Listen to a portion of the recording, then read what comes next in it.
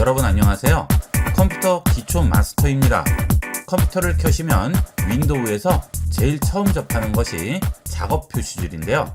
이번 시간은 작업 표시줄의 기본 사용법에 대해 알아보겠습니다. 윈도우 10의 경우에는 윈도우 시작 버튼이 좌측에 붙어 있는데 윈도우 11부터는 시작 버튼이 중앙 쪽으로 나와 있죠. 그리고 작업 표시줄 좌측에는 위젯이 나오게 됩니다. 그런데 이 마우스가 이 근처에 가면 위젯이 떠서 사용하기가 불편한 경우가 있습니다. 그래서 보통 위젯은 가려두고 많이 이용을 하시는데요. 위젯을 숨기고 표시하는 방법을 보도록 하겠습니다. 작업 표시줄에 마우스 우측 버튼 클릭하시고 작업 표시줄 설정으로 들어갑니다. 그러면 여기에 위젯이라고 있죠. 위젯을 켜주게 되면 이런 식으로 마우스를 얹으면 위젯이 바로 뜨게 되죠. 자, 그러면 뉴스라든지 내가 필요한 위젯들 여기에 전부 올려놓을 수 있습니다. 위젯 상단에 있는 플러스 버튼을 눌러서 날씨라든지 내 컴퓨터에 있는 사진, TV라든지 휴대폰과 연결이라든지 이런 것들을 여기에 설정을 해 놓을 수가 있죠. 그런데 작업을 하다 보면 마우스가 여기에 얹히게 되면 이 위젯 화면이 자꾸 나와서 불편해서 위젯을 끄고 이용하시는 분들이 많습니다. 이거는 편리한 대로 이용하시면 되겠어요. 그 다음은 윈도우 시작 버튼이 있죠. 이 시작 버튼을 눌러서 내가 원하는 앱을 실행하게 되겠죠. 그 다음 그 옆에는 검색 버튼이 있습니다. 이 검색 버튼을 눌러서 컴퓨터에 있는 파일 검색, 컴퓨터에 설치되어 있는 앱 검색도 할 수가 있죠. 그리고 인터넷 검색까지 전부 여기서 해줄 수가 있습니다. 그리고 코파일럿도 활용할 수가 있죠.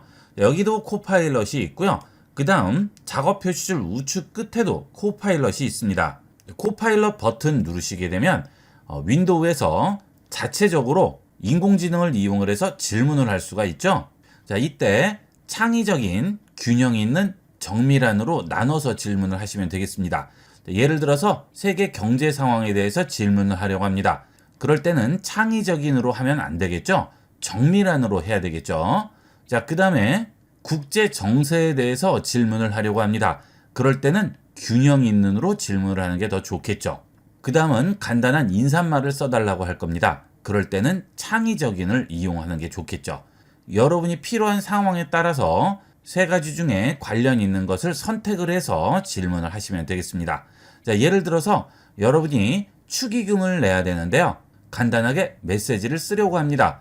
그럴 때는 창의적인 선택하시고요. 결혼 축의금에 같이 넣을 축하 인사말을 써달라고 해보겠습니다. 자, 친구의 결혼 축하 인사말을 써달라고 해볼게요. 제출합니다.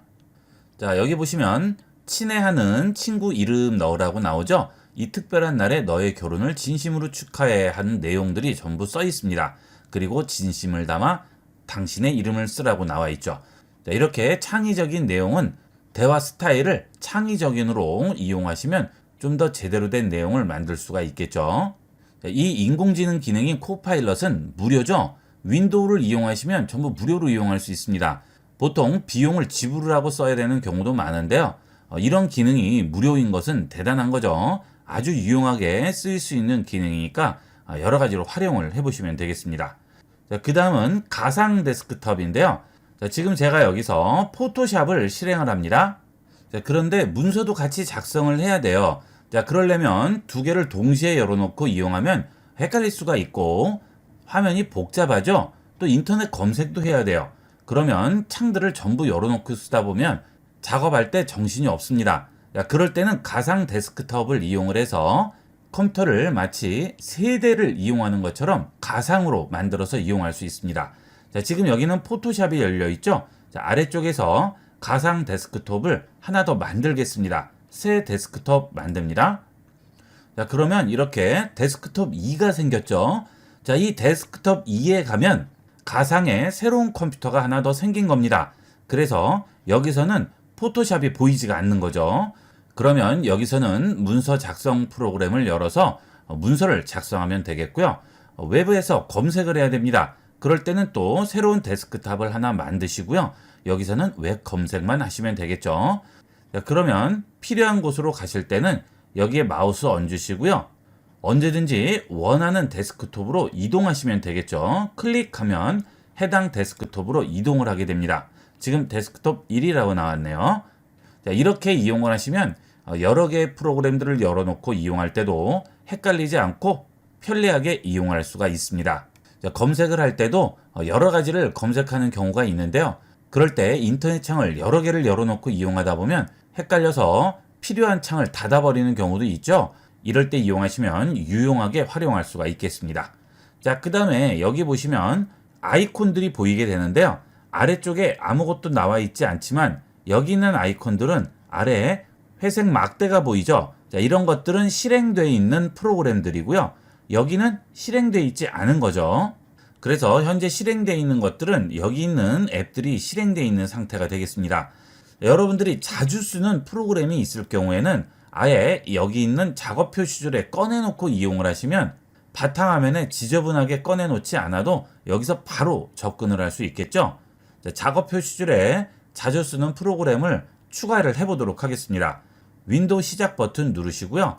예를 들어서 포토샵을 자주 이용합니다. 자, 그러면 이 포토샵을 클릭, 드래그해서 여기에 얹어주세요. 그러면 포토샵이 하나 추가가 됐네요.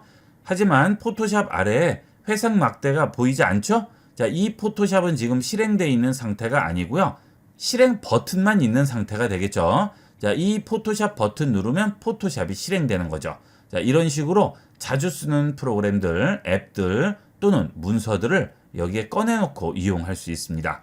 자, 필요 없으면 마우스 우측 버튼 누르시고 작업 표시줄에서 제거해 주시면 됩니다. 그렇다고 해서 프로그램이 제거되는 건 아니에요. 바로가기 버튼만 제거되는 거예요. 자, 그 다음 그 옆에 보시면 꺽쇠 화살표가 보이는데요. 숨겨진 아이콘이죠. 자, 이걸 누르시게 되면 숨겨져 있던 아이콘들이 나옵니다. 자, 이 경우는 항상 실행되어 있는 앱이라든지 또는 백그라운드에서 돌아가는 앱들, 기능들을 한꺼번에 모아서 보여주게 됩니다. 여기 보시면 바이러스, 안랩, 백신 프로그램이 있죠. 그 다음 클라우드 기능도 있고요. 블루투스, 카톡, 윈도우 디펜더 이렇게 백그라운드에서 항상 돌아가는 프로그램들이 나오게 됩니다. 자, 이런 기능들도 필요 없으면 끌 수 있죠. 자, 보통 윈도우 보안은 디펜더를 많이 이용을 하시죠. 자, 그런데 인터넷 뱅킹이라든지 인터넷 쇼핑을 하시다 보면 이렇게 바이러스 프로그램이 따로 깔리게 됩니다. 자, 두 개가 같이 깔리게 되면 윈도우에 기본 포함되어 있는 디펜더 보안 프로그램이 자동으로 꺼지게 돼요. 자, 그래서 이럴 경우에는 인터넷 쇼핑이나 인터넷 금융을 지금 당장 이용하지 않으실 때는 해당 기능의 마우스 우측 버튼 클릭하시고요. 끝내기 해주시면 기능이 중지가 되겠죠. 자, 그러면 마이크로소프트 디펜더가 다시 실행이 되게 됩니다. 자, 지금 저 같은 경우에는 작업이 필요하다고 나오죠. 자, 마우스 좌측 버튼 클릭합니다. 자, 그러면 지금 바이러스 및 위협 방지라고 나오죠. 자, 원드라이브를 설정하라고 하는데 저는 원드라이브를 이용하지 않기 때문에 이렇게 느낌표가 나와도 상관이 없겠죠. 자, 원드라이브를 이용하시는 분은 기능을 이용을 하셔야 되겠죠. 자, 그 다음 PC 카톡 같은 경우도 이렇게 숨겨진 아이콘에 보이게 됩니다. 더블 클릭해 주시게 되면 PC 카톡이 이렇게 실행이 되죠.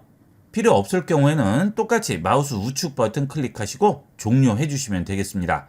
자, 그 다음에 기능상 업데이트가 필요한 경우에는 이렇게 표시가 나오게 됩니다. 그 표시가 있을 때는 클릭해서 업데이트를 해 주셔야 되겠죠.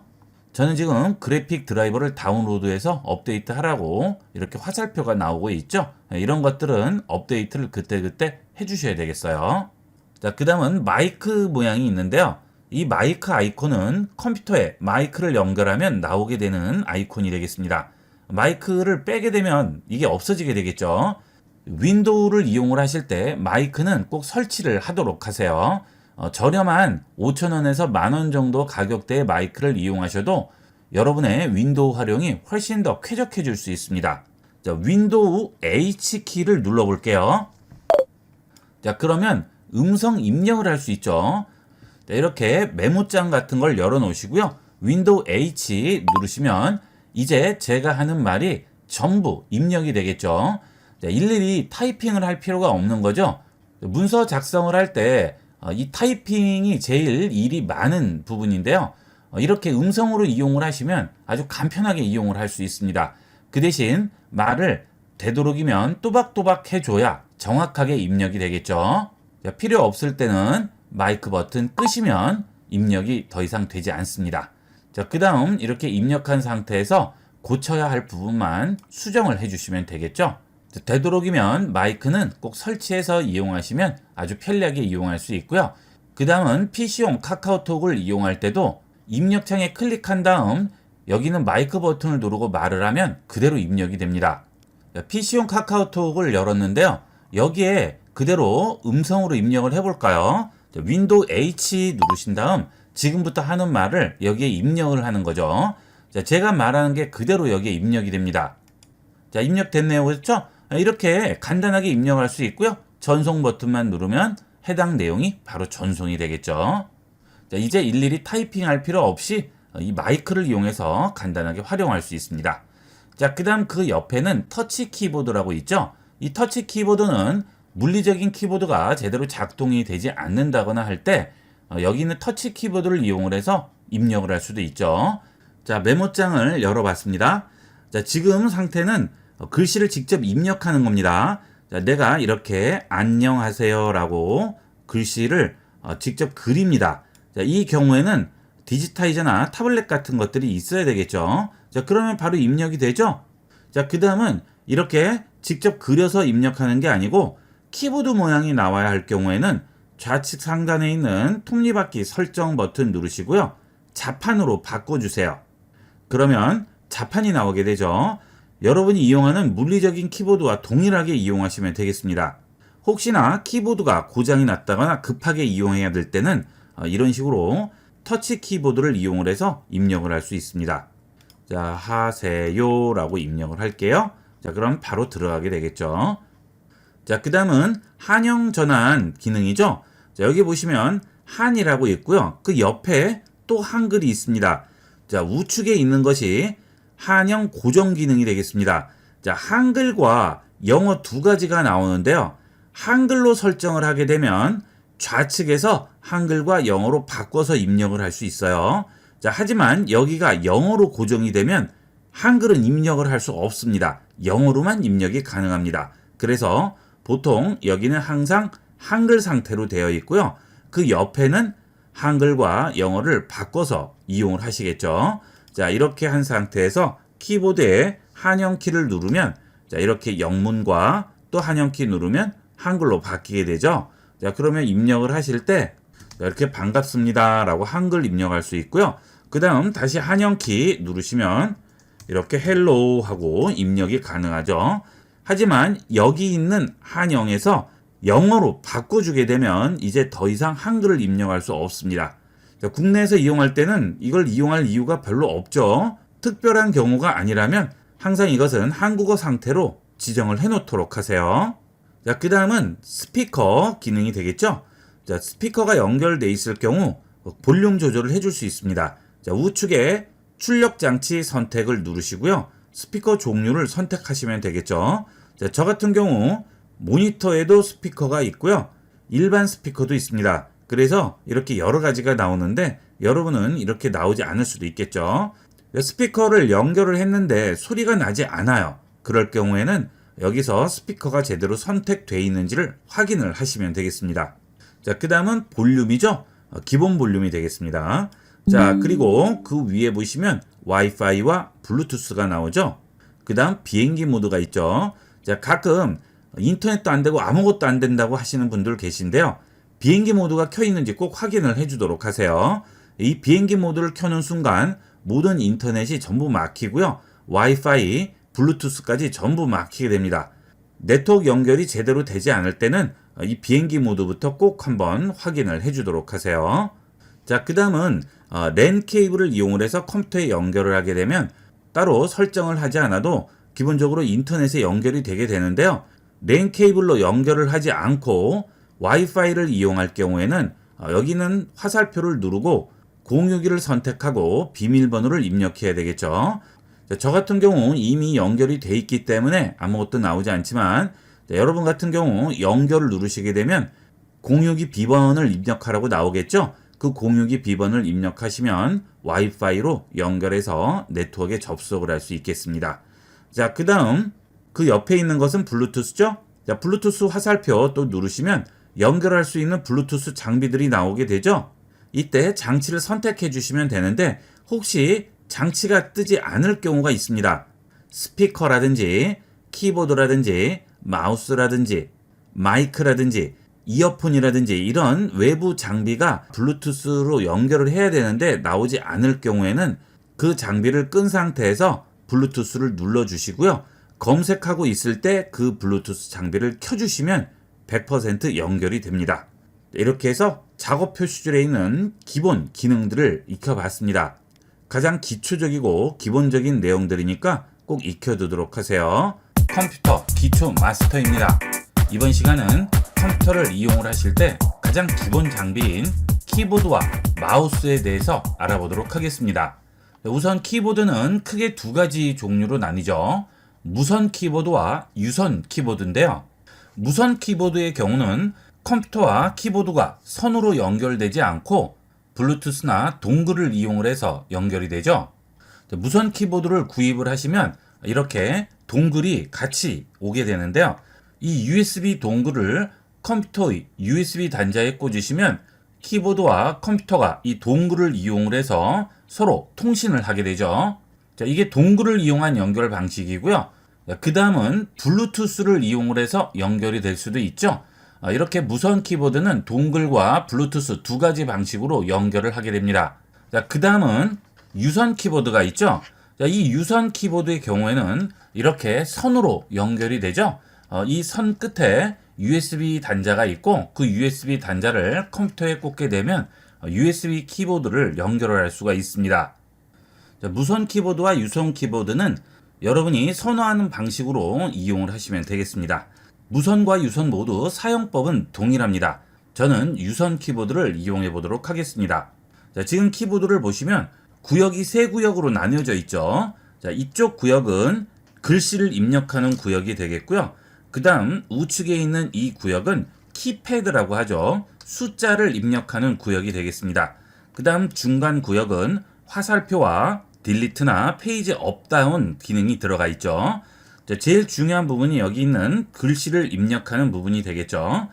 자, 우선 글씨 입력하는 부분을 보시면 여기 숫자가 나오고 있고요. 그 위쪽에는 F1부터 F12까지가 있습니다. 자, 이런 것들은 기능키라고 부르죠. 특히나 노트북 같은 경우에는 F1부터 F12에 특별한 기능이 할당이 되어 있습니다. 지금 이 키보드 같은 경우에는 F11은 플레이 버튼이고요. F12는 앞으로 빨리 감기, F10은 뒤로 빨리 감기죠. 자, 이것은 키보드에 따라서 다를 수 있습니다. 키보드의 설명서를 보시면 이 기능키들이 어떤 작용을 하는지 아실 수가 있고요.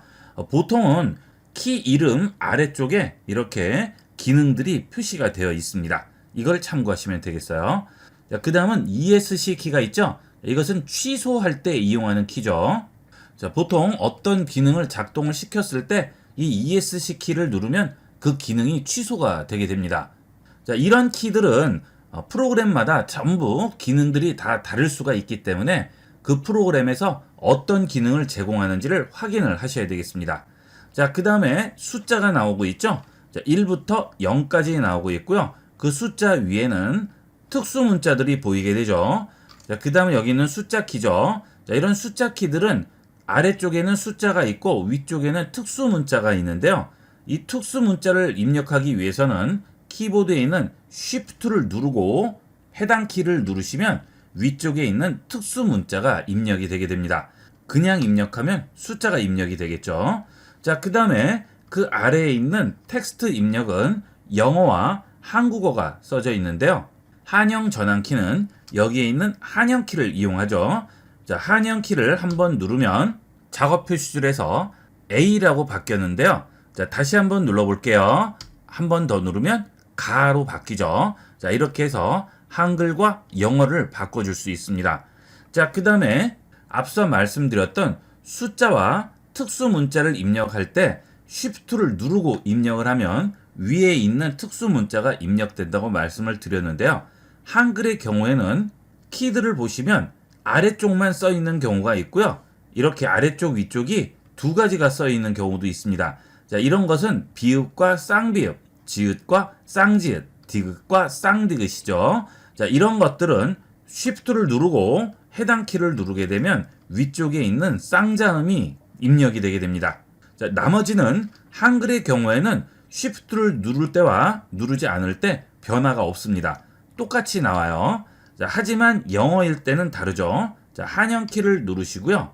F를 치게 되면 소문자 F가 나오고 Shift를 누르고 F를 치면 대문자 F가 나오겠죠.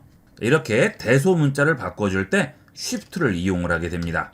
자, 그 다음 계속 대문자를 써야 할 경우가 있어요. 자, 이렇게 입력하면 소문자만 입력이 되는데 대문자를 입력해야 돼요. 자, 그럴 때는 아예 캡스락을 누릅니다.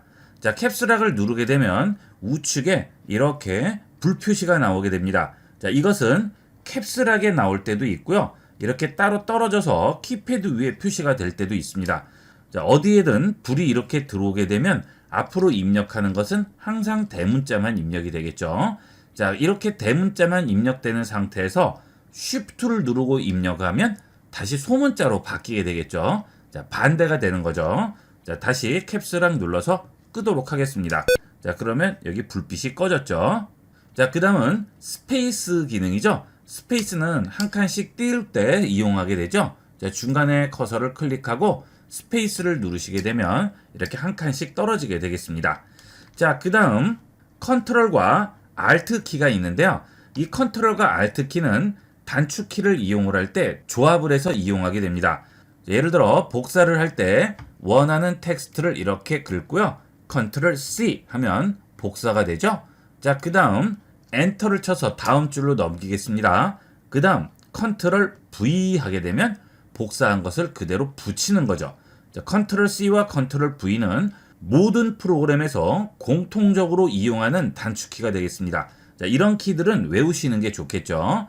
자, 이렇게 뭔가 조합을 해서 단축키, 즉 빠르게 가는 키를 만들고자 할 때는 주로 Alt와 컨트롤을 많이 이용을 하죠. 자, 그것은 프로그램마다 다를 수가 있습니다. 자, 어떤 프로그램은 컨트롤 S 하면 저장이지만 어떤 프로그램에서는 컨트롤 S 하면 또 다른 기능이 되는 거죠. 그래서 이런 단축키들은 프로그램마다 따로 외워야 됩니다. 자주 쓰시는 프로그램들은 단축키들을 기본적인 거는 외워두시는 게 좋겠죠. 일일이 마우스로 메뉴를 선택하지 않아도 단축키로 간단하게 빠르게 실행할 수가 있습니다. 자, 그 다음은 윈도우 키가 있죠. 이렇게 윈도우 키를 누르게 되면 윈도우 시작 버튼을 눌렀을 때와 동일한 기능이 실행되죠. 자, 이 시작 버튼을 누르면 시작 윈도우가 나오게 되고요. 윈도우 키를 눌러도 동일하게 나오게 되겠죠. 자, 그 다음에 이 윈도우와 다른 키를 조합해서 단축키를 이용할 수도 있습니다. 예를 들면 윈도우 H 하면 음성으로 입력하는 음성 입력 기능이 실행이 되게 되죠. 윈도우에서 이용하는 윈도우 키와 조합하는 단축키들은 인터넷에서 검색하시면 간단하게 찾을 수 있습니다. 자, 지금 여기 보시면 창 최대화는 윈도우 키와 위쪽 화살표, 작업보기 열기는 윈도우 로고와 탭, 바탕화면 및 숨기기는 윈도우 로고와 D, 이렇게 윈도우와 조합하는 단축키들이 나오게 되죠. 자, 바탕화면 표시 및 숨기기는 이런 키가 되겠습니다. 자, 윈도우와 D를 누르시게 되면 지금 열려있는 창들이 모두 작업 표시줄로 숨겨지게 됩니다. 자, 다시 윈도우 D 누르시면 다시 열리게 되죠. 자, 개인적인 일기를 쓰신다든가 할 때 누군가 옆에 오면 내 일기를 다 볼 수 있겠죠. 자, 그럴 때는 윈도우 D 눌러서 한 번에 가려주시면 되겠습니다. 개인적인 업무를 보신다든가 금융 관련 일을 하실 때도 옆에 누가 있으면 아무래도 곤란하죠. 자, 그럴 때는 전부 이렇게 가려줄 수 있죠. 자, 이런 게 윈도우 단축키가 되겠습니다. 자, 그 다음 FN 키인데요. 이 FN 키는 보통은 노트북에 많이 이용하게 되는데 FN과 조합을 해서 여러 가지 또 기능을 만들어내죠. 자, 이것은 키보드의 특성에 따라서 다를 수가 있습니다. 그래서 보통 FN은 프로그램에 따라서 달라지는 게 아니고 키보드에 따라서 달라진다고 생각하시면 돼요. 자, 이 기능을 칩에 넣어서 키보드 안에 저장을 해놨겠죠. 자, 그 다음 커서를 여기 하나 뒀습니다. 자, 여기서 백스페이스 키를 누르면 앞쪽이 지워지죠. 자, 그 다음 딜리트 키를 누르면 뒤쪽이 지워집니다. 자, 차이점 아시겠죠? 자, 백스페이스는 앞쪽에 있는 글씨를 지우고 딜리트 키는 뒤쪽에 있는 글씨를 지웁니다. 자, 그 다음 홈 버튼을 누르시게 되면 해당 줄의 제일 앞쪽으로 커서가 이동이 되게 돼요. 자, 그 다음 엔드 누르면 해당 줄의 제일 뒤쪽으로 이동이 되겠죠. 자, 그리고 페이지 업 다운 키는 여러 개의 페이지가 있을 때는 페이지 다운 하면 내려가게 되고요. 페이지 업 하면 올라가게 되겠죠. 자, 이 경우는 웹브라우저를 이용하실 때도 똑같이 이용할 수 있어요. 페이지 다운하면 아래쪽으로 내려가고 페이지 업하면 위쪽으로 올라가겠죠. 자, 그 다음은 그 위에 보시면 볼륨 버튼이 붙어 있죠. 자, 이것은 키보드마다 다릅니다. 제 키보드의 경우에는 볼륨을 키우고 볼륨을 줄이고 음소거하는 키가 붙어 있는데요. 키보드마다 이건 다르죠. 그래서 키보드를 구매를 하시게 되면 어떤 기능 키들이 있는지 잘 살펴보시고 이용하시면 좀 더 편리하게 이용을 할 수 있습니다. 자, 그 다음은 키패드가 되는데요. 자, 여기 보면 넘락이라고 있죠. 자, 이 넘락을 이용을 하면 키패드가 방향키로 바뀝니다. 방향키는 옆에도 있죠. 화살표 위아래와 좌우 방향키가 있는데요. 여기 있는 넘락이 눌려져 있지 않으면 키패드가 방향키가 되는 거죠. 위아래 좌우로 움직이게 되죠. 자, 이 넘락도 불이 들어오게 됩니다. 넘락을 누르시면 여기에 불이 들어오고요. 그러면 숫자 입력이 되는 거고요. 넘락을 끄게 되면 방향키 이동이 되는 거죠. 자, 차이점 기억하도록 하세요.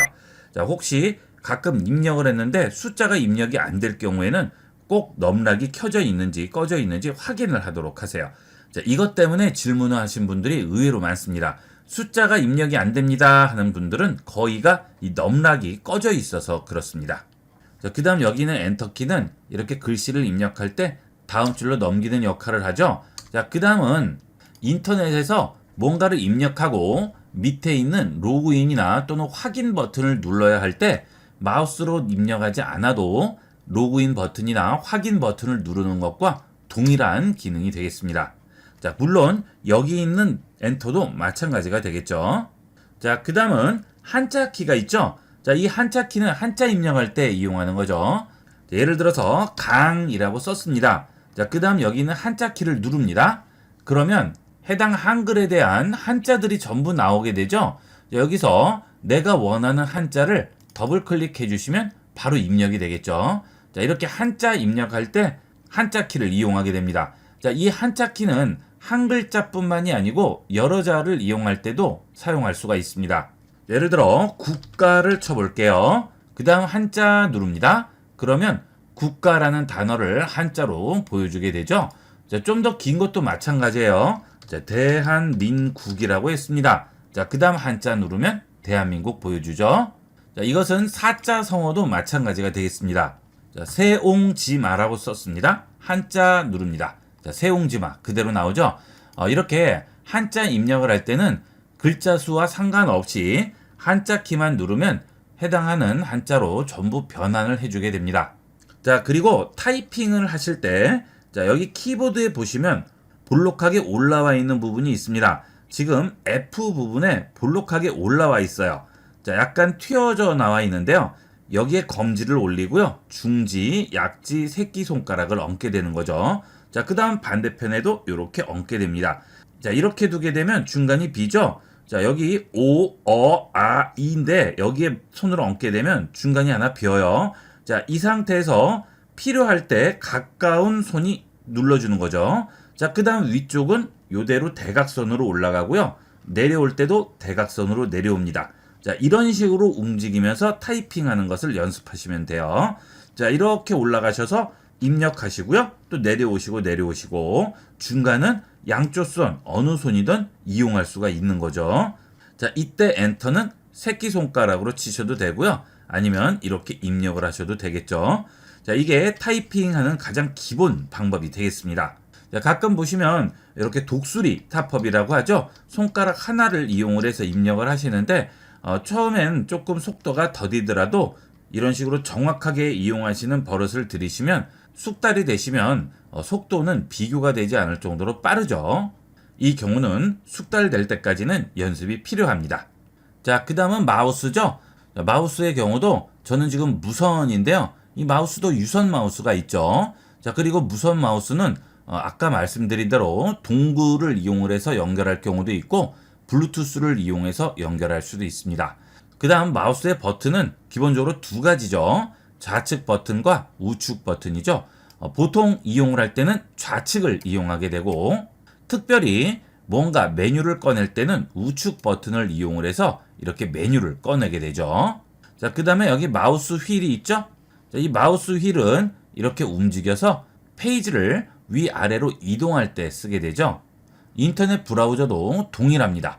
자, 휠을 움직이면 이렇게 내려가고 휠을 올려주면 이렇게 올라오게 되겠죠. 자, 마우스는 버튼도 간단하고 손으로 움직이는 것밖에 없기 때문에 따로 자세히 설명드리지는 않겠습니다. 자, 이렇게 해서 키보드와 마우스의 기본 기능에 대해서 알아봤는데요. 컴퓨터에 연결되는 가장 기본적인 장비니까 기본적인 내용들은 꼭 익혀두고 이용을 하시면 좀 더 편리하게 이용을 할 수 있겠습니다. 컴퓨터 기초 마스터하기입니다. 이번 시간은 컴퓨터를 이용을 하실 때 파일을 열고 폴더를 찾고 저장을 할 때 항상 이용하는 작업 표시줄에 있는 파일 탐색기를 알아보도록 하겠습니다. 파일 탐색기는 작업 표시줄에서 폴더 모양이 있는 아이콘이 파일 탐색기 아이콘이죠. 파일 탐색기를 클릭합니다. 그러면 파일 탐색기 창이 열리게 되죠.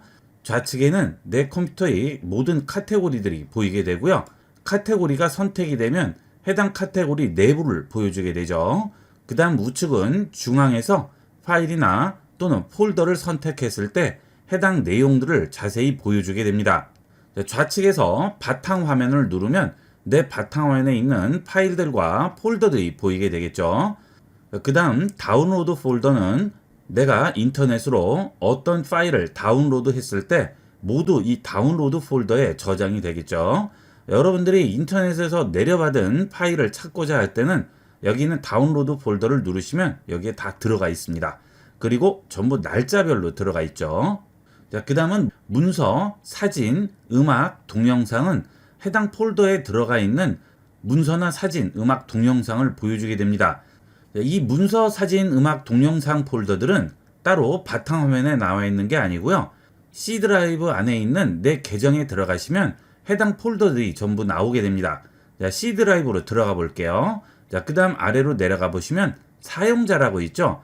이 사용자에 들어가시게 되면 내 계정이 보이게 됩니다.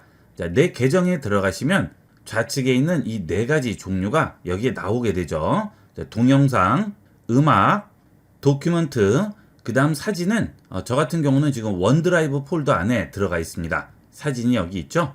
기본 저장 폴더들이 되겠습니다. 자, 다운로드 폴더도 여기 보시면 다운로드라고 나와 있죠. 이 C 드라이브에 내 계정 안에 들어가면 전부 확인할 수 있는 폴더들이 되겠습니다.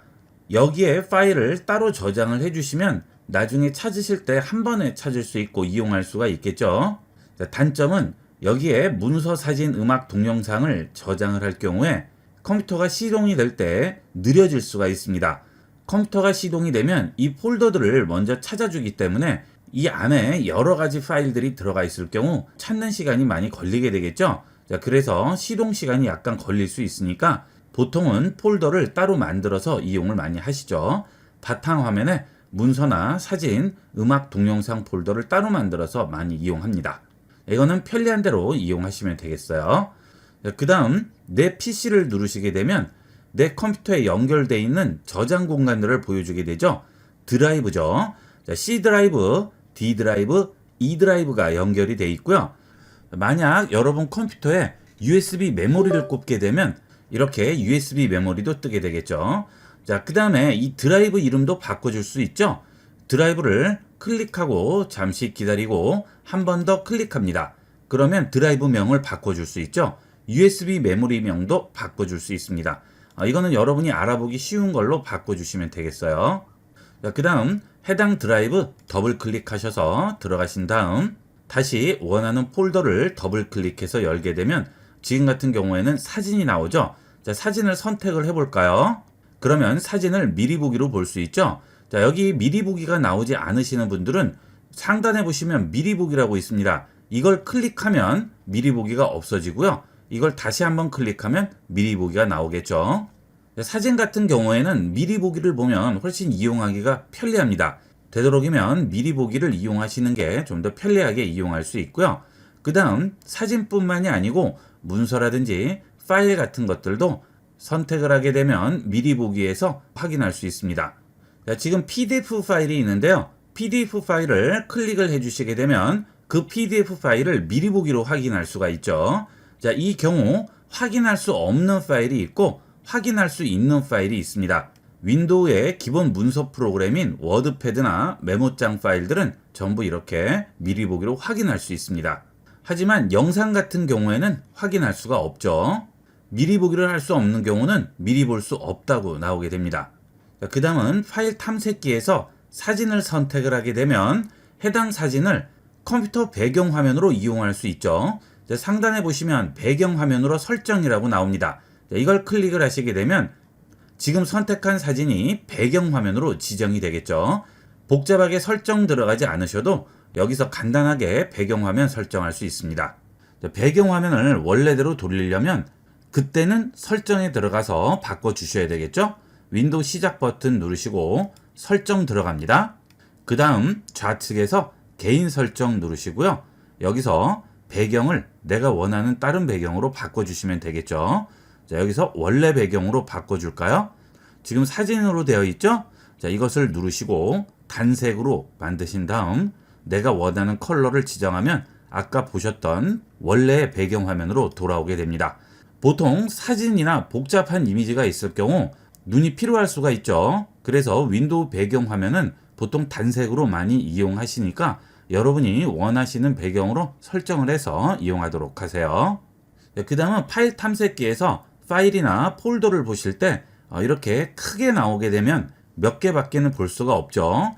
그 아래에 있는 거는 또 스크롤을 이용해서 내리시거나 아니면 마우스의 스크롤을 이용해서 내리셔야 되는데 그 경우 상단에 있는 보기 옵션에서 아이콘 크기를 조절할 수 있습니다.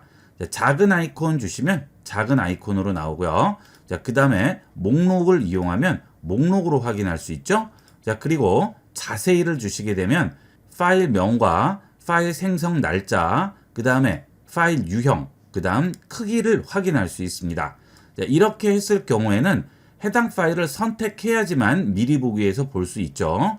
그런데 이렇게 아이콘을 이용하게 되면 따로 해당 파일을 설치하지 않아도 아이콘으로 해당 파일을 확인할 수 있죠. 이런 거는 편리한 점이라고 할 수 있겠습니다. 자, 그 다음 여기 있는 파일을 USB로 옮겨야 돼요.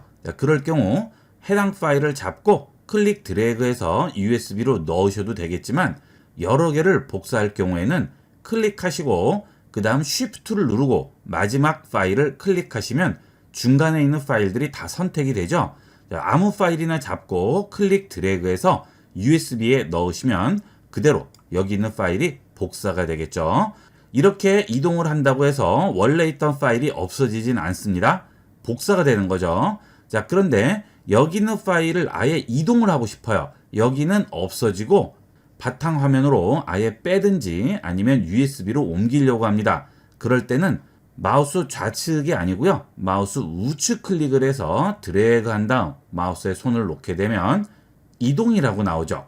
이렇게 이동을 주시게 되면 원래 있던 파일은 없어지고 그 파일이 내가 원하는 곳으로 이동이 되게 됩니다. 상황에 따라서 필요한 것으로 이용하시면 되겠습니다.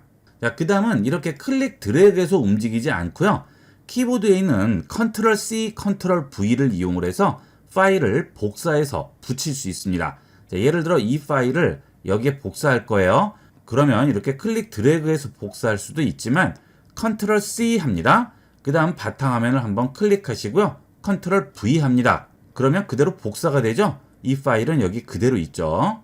자, 그 다음 제가 있는 곳은 바탕화면에 새 폴더 안에 지금 들어와 있는 상태인데요. 그거보다 하나 윗단계로 올라갈 거예요. 그럴 때는 상단에 보시면 경로가 나오게 되죠. 여기서 바탕화면을 누르시면 바로 윗단계로 올라오게 되죠. 자, 지금 여기 새 폴더 있죠? 더블 클릭하시면 새 폴더로 들어오게 되는 거죠. 여기서 한 단계 위로 옮길 수가 있습니다. 자, 그 다음 내 컴퓨터에 있는 파일을 찾고자 할 때는 바탕화면 검색을 이용해서 찾아주시면 되겠습니다. 자, 예를 들어서 여기 있는 D 드라이브 안에 소스 포토 안에 29-5 카피라는 파일을 찾으려고 합니다. 29-5 카피라고 해서 검색을 했습니다. 자, 그런데 일치하는 항목이 없다고 나오죠. 자, 그런데 여기 보시면 바탕화면 검색이라고 나오죠. 자, 제가 지금 있는 위치가 바탕화면이죠. 그러니까 바탕화면 내에서 검색을 해주는 거죠. 자, 만약 나는 여기 있는 D 드라이브에서 검색을 하고 싶습니다. 자, 그럴 때는 D 드라이브를 먼저 눌러주시고 이 상태에서 검색을 해주셔야 D 드라이브에 있는 파일을 찾을 수가 있겠죠.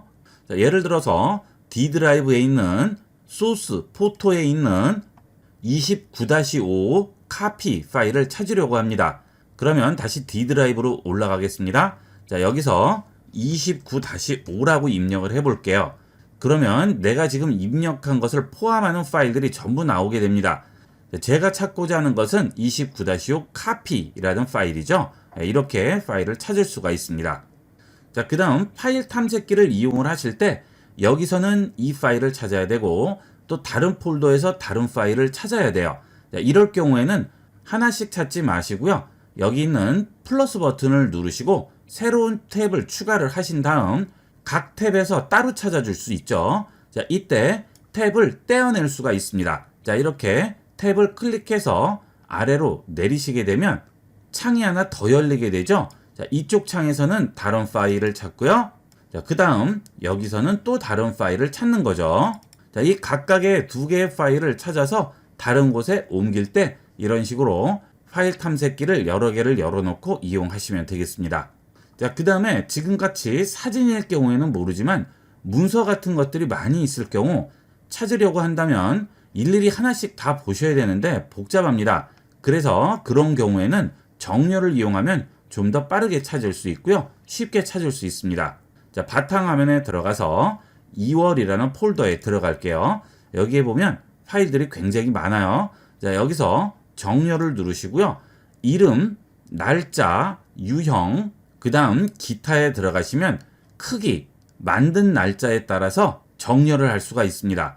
자, 예를 들어서 날짜로 정렬을 해볼게요. 자, 그러면 파일을 생성한 날짜별로 전부 정렬이 다시 되겠죠. 자, 그 다음 다시 누르시고요. 이번에는 오름차순으로 주게 되면 낮은 값이 위쪽으로 올라오고 높은 값이 아래로 내려오게 됩니다. 자, 예를 들어 이름으로 정렬을 할 경우에도 오름차순, 내림차순을 바꿔서 정렬을 할 수가 있겠죠.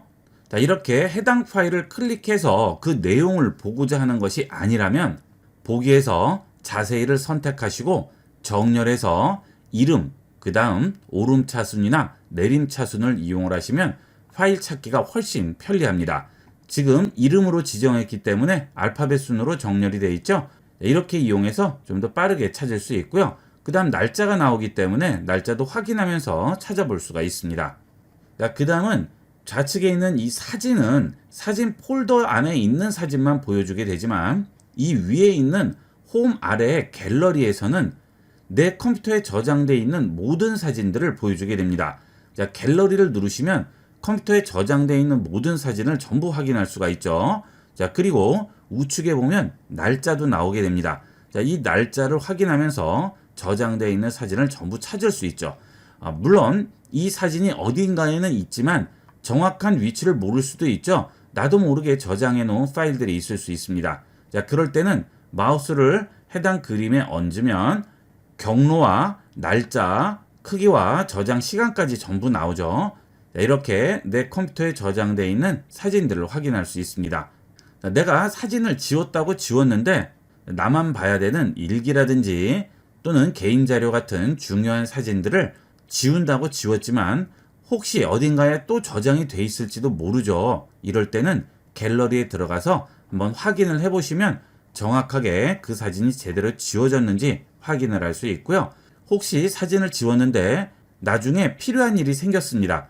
그럴 경우 중복돼서 저장되어 있는 경우가 있기 때문에 일단은 갤러리에서 한번 찾아보시면 저장된 중복 사진들을 찾아볼 수가 있습니다. 예를 들어 여러분이 PC용 카톡에서 사진을 보낼 경우 사진이 두 군데에 저장되게 됩니다. 그래서 바탕화면이나 다른 폴더에 저장되어 있는 사진을 버렸더라도 카톡 폴더 안에 그 사진이 한 번 더 저장돼 있죠. 자, 그래서 나중에 다시 찾아볼 수가 있습니다. 이렇게 해서 이번 시간은 파일 탐색기의 기본 기능에 대해서 알아봤습니다. 컴퓨터를 이용하실 때 제일 많이 이용하게 되는 기능이죠. 기본적인 내용은 확실히 익혀두도록 하세요. 컴퓨터 기초 마스터하기입니다. 이번 시간은 컴퓨터를 시동하고 반드시 누르게 되는 윈도우 시작 버튼에 대해 알아보겠습니다. 컴퓨터를 시동한 후에 프로그램을 이용하실 때 윈도우 시작 버튼을 누르게 되죠. 윈도우 시작 버튼을 누르시면 시작창이 나오게 되는데요. 윈도우 11의 경우는 고정된 앱들이 나오고 그 다음 맞춤 앱이 나오게 됩니다. 그리고 이 고정된 앱들은 한 화면에서 보여줄 수 없을 경우에는 마우스 스크롤 휠을 돌리게 되면 아래쪽으로 내려가게 되죠. 자, 그 옆에 있는 버튼을 눌러서 아래쪽과 위쪽으로 넘길 수 있습니다. 자, 그 다음 여기에 보이지 않는 앱들은 모든 앱 버튼을 눌러서 컴퓨터에 설치되어 있는 모든 프로그램들을 한 번에 확인할 수 있죠. 자, 이렇게 휠을 돌리게 되면 알파벳 순으로 해당 프로그램들이 보이게 되는데요.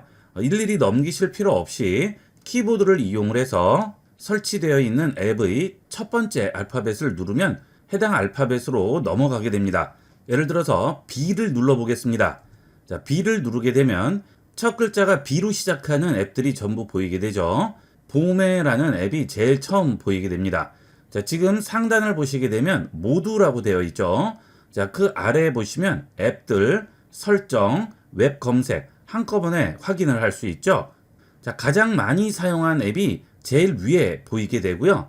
나머지 앱들은 그 다음 알파벳을 써주시면 됩니다. 자, BL이라고 써볼게요. 그러면 블렌더라는 프로그램이 보이게 되죠. 자, 이렇게 제일 첫 글자만 썼을 때 보이지 않는 앱들은 그 다음 알파벳을 이용을 해서 찾을 수 있고요. 모두가 아니고 앱을 누르시게 되면 B가 포함되어 있는 모든 앱들을 전부 보여주게 됩니다. 자, 이 경우는 첫 글자뿐만이 아니고 프로그램 중간에 B라는 알파벳이 포함되어 있으면 전부 찾아주게 되죠. 그 다음 내 컴퓨터에 저장되어 있는 문서에 B가 포함되어 있는 파일도 전부 찾아주게 되겠고요.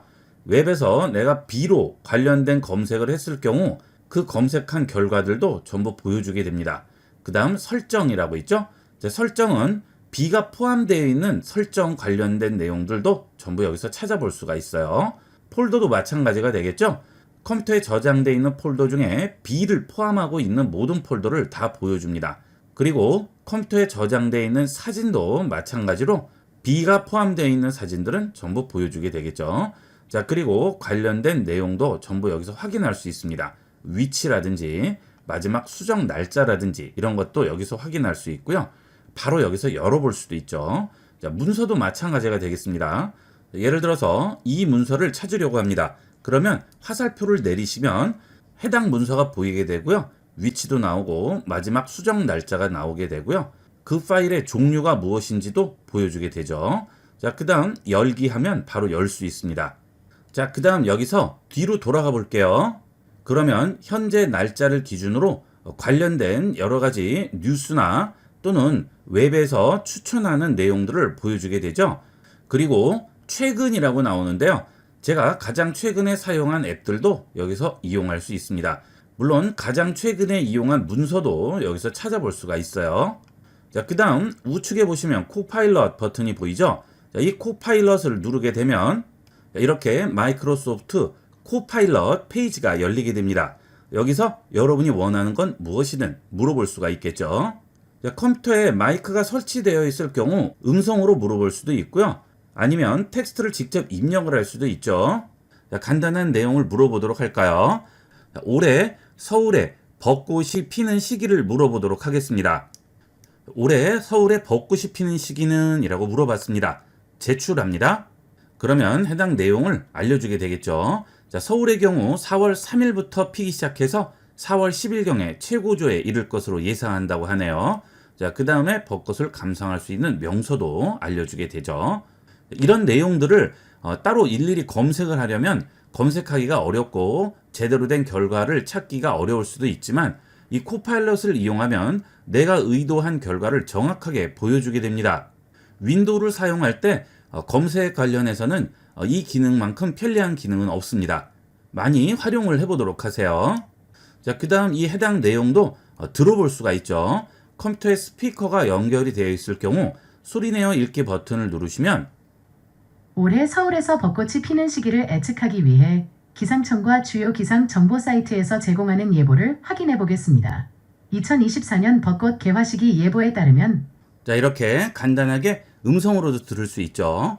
자, 일일이 읽지 않아도 스피커가 연결이 되어 있으면 음성으로 들을 수가 있습니다. 자, 다시 윈도우 시작 버튼 누르겠습니다. 자, 그 다음 내가 컴퓨터에 저장해 놓은 사진이라든지 문서를 찾아야 되는데 위치를 정확히 모르는 경우가 있습니다. 자, 그럴 경우에 상단에 있는 검색 창에서 원하는 문서명을 쓰게 되면 간단하게 찾아줄 수가 있죠. 자, 레코드라고 썼습니다. 자, 그 다음에 문서 클릭을 해볼게요. 그러면 레코딩 소스라고 해서 어디에 저장되어 있는지 여기서 확인을 할 수가 있죠. 자, 문서를 찾으실 때 일일이 폴더 열고 들어가지 마시고요. 윈도우 시작 버튼 누르고 바로 입력을 해서 간단하게 찾아주시면 좀 더 빠르게 찾을 수 있습니다. 자, 그 다음은 윈도우 설정과 관련해서 윈도우 시작 버튼 누르고 설정으로 들어가시는데요. 이렇게 설정으로 들어가시게 되면 관련된 내용들을 또 좌측에서 찾아서 그 다음 단계로 들어가셔야 되죠. 굉장히 불편합니다. 그래서 이런 설정과 관련해서 이용을 하실 경우에는 윈도우 시작 버튼에 마우스 우측 버튼 클릭합니다. 그러면 설정과 관련한 모든 내용들을 한 번에 확인할 수 있습니다. 네트워크와 관련된 내용을 보실 때는 네트워크 연결로 들어가시면 되겠고요. 디스크에 관련된 내용은 디스크 관리로 들어가시면 되겠죠. 자, 그 다음에 작업 관리자라든지 시스템, 전원 옵션 이런 것들도 여기서 전부 확인할 수 있습니다. 자, 그 다음은 자주 쓰는 프로그램이 있을 수 있는데요. 윈도우 시작 버튼 누르고 일일이 찾지 마시고요. 그럴 경우에는 바탕화면에 꺼내 놓으시면 되겠죠. 해당 앱을 클릭 드래그해서 바탕화면으로 꺼냅니다. 그러면 이렇게 바로가기가 나오게 되죠. 자, 이 바로가기는 엑셀을 실행할 수 있는 파일에 경로가 기록되어 있는 바로가기가 되겠습니다. 즉, 이 엑셀 바로가기를 더블 클릭하시면 여기 있는 경로를 찾아가서 거기에 있는 파일을 실행하는 거죠. 그래서 이 파일은 필요 없으면 언제든지 휴지통에 버리셔도 해당 프로그램과는 아무 상관없이 바로가기만 버릴 수 있습니다. 해당 파일이 없어지는 건 아니에요. 바로가기의 경우에는 이렇게 화살표가 여기에 보이게 되죠. 자주 쓰시는 앱들은 이렇게 바로가기를 미리 꺼내시면 해당 프로그램으로 빠르게 접근할 수 있습니다. 자, 저 같은 경우 C 드라이브 외에 D 드라이브, E 드라이브가 연결이 되어 있는데요. 이 드라이브도 바로가기를 해놨죠. 자, 보통 컴퓨터에 드라이브가 여러 개가 있을 경우 파일 탐색기 여시고 내 PC 누르신 다음 원하는 드라이브로 들어갑니다. 그 다음 거기서 원하는 폴더를 또 여시고 그 안에 또 폴더가 있을 수도 있죠. 그러면 또 그 폴더로 또 들어가야 되죠. 자, 이런 식으로 단계별로 찾아 들어가야 되는데 굉장히 귀찮죠. 자, 이럴 경우에 드라이브에 바로가기를 할 경우 드라이브 마우스 우측 버튼 클릭하시고 바깥으로 빼내시면 여기에 바로가기라고 나오죠. 자, 이렇게 해서 바로가기를 생성할 수도 있고요. 해당 드라이브 안에 있는 폴더에 바로가기를 연결하실 경우 그 폴더를 마우스 우측 버튼으로 꺼내 놓으시면 또 바로가기를 만들 수 있습니다. 그 다음 파일도 마찬가지죠. 항상 자주 쓰는 문서가 있을 경우 그 문서를 마우스 우측 버튼 클릭해서 빼내시면 문서에도 바로가기를 이용할 수 있습니다. 이렇게 이용하시면 훨씬 빠르고 편리하게 이용할 수가 있겠습니다. 자, 그 다음은 잠시 자리를 비우실 경우에 다른 사람이 내 컴퓨터를 볼 수도 있겠죠. 자, 그럴 경우에는 윈도우 시작 버튼 누르시고요. 계정을 누릅니다. 그러면 여기에 잠금이라고 나오죠. 여기 있는 잠금 버튼을 누르시면 화면이 잠기게 됩니다. 자, 이렇게 잠기게 되죠. 그러면 다른 사람이 마우스로 클릭을 하더라도 B번을 눌러야 되기 때문에 아무나 들어올 수가 없어요. 이를 보시고 오신 다음 여기에 B번을 그대로 쓰시면 바로 화면으로 들어올 수가 있겠습니다. 자, 그 다음은 전원 버튼이 여기에 있죠. 전원 버튼을 누르시면 절전 모드라든지 시스템 종료, 다시 시작이 있습니다. 자, 절전의 경우와 계정에 있는 잠금 기능은 약간 다르죠. 자, 잠금 기능은 컴퓨터의 모든 기능이 그대로 작동이 되는 것이고요. 여기 전원 버튼을 눌렀을 때 절전은 절전 모드로 전환이 됩니다. 최소 전력만 이용하게 되는 거죠. 자, 컴퓨터를 끄지 않고 장시간 놔두실 경우에는 절전 모드로 돌려주시면 전기를 소비하지 않기 때문에 좀 더 절약해서 이용을 할 수 있고요. 컴퓨터에도 무리가 가지 않습니다. 자, 그 다음 종료와 다시 시작이 있죠. 여기서 컴퓨터를 종료하거나 다시 시작을 할 수 있습니다. 자, 물론 컴퓨터를 종료하거나 다시 시작을 할 때는 작업하던 것들은 전부 저장을 해 주셔야 되겠죠. 자, 그 다음 시작 창이 열리게 되면 여기에 마우스 우측 버튼을 누릅니다. 그러면 시작 설정이라고 나오게 되는데요. 여길 들어가시면 시작 페이지에 여러 가지 설정을 해줄 수 있습니다. 자, 저 같은 경우 많이 사용하는 앱 표시를 꺼놓았죠. 자, 이걸 켜시게 되면 자주 사용하고 많이 사용하는 앱들은 시작 버튼을 누르면 바로 나오게 됩니다. 그리고 시작 메뉴라든지 점프 목록 및 파일 탐색기에서 최근의 연 항목 표시에 켬을 해주시게 되면 시작 버튼을 누르면 이렇게 최근 항목이 나오게 되죠.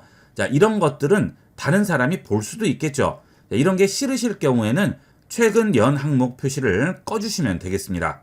자, 이렇게 해서 이번 시간은 윈도우 시작 버튼의 기본 사용법에 대해서 알아봤습니다.